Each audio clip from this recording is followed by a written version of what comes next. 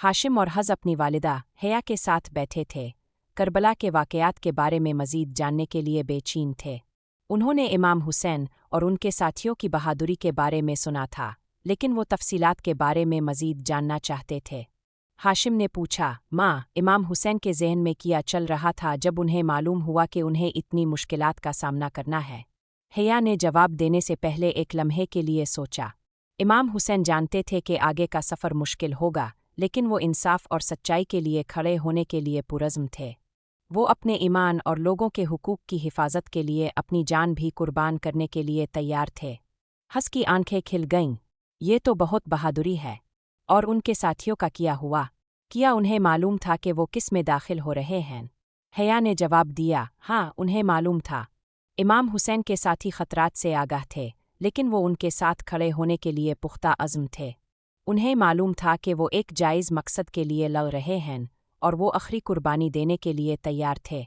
हाशिम ने सोचते हुए सर हिलाया। मैं समझता हूँ। औरतों और बच्चों का किया? उनका क्या हुआ? हिया की आवाज़ उदास हो गई।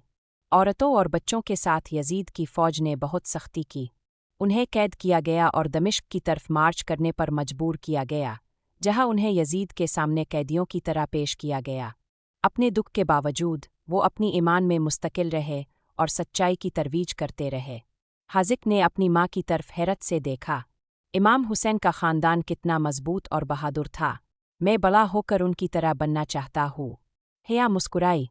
तुम दोनों उनकी मिसाल से सीख सकते हो। याद रखो, इंसाफ और सच्चाई के लिए खड़ा होना हमेशा आसान नहीं होता, लेकिन ये हमेशा इसके लायक होता है। हम करबला के वाक़यात से जो सबक सीखते हैं, उन्हें अपनी ज़िंदगियों में लागू कर सकते हैं और बेहतर इंसान बनने की कोशिश कर सकते हैं। हाशिम और हाज़िक ने सर हिलाया, इमाम हुसैन और उनके साथियों की कहानी से मुतासिर होकर। उन्हें मालूम था कि उन्हें बहुत कुछ सीखना है, लेकिन वो करबला के बहादुर और नेक हीरोज़ के नक्श कदम पर चलने के लिए पुरज़्म थे।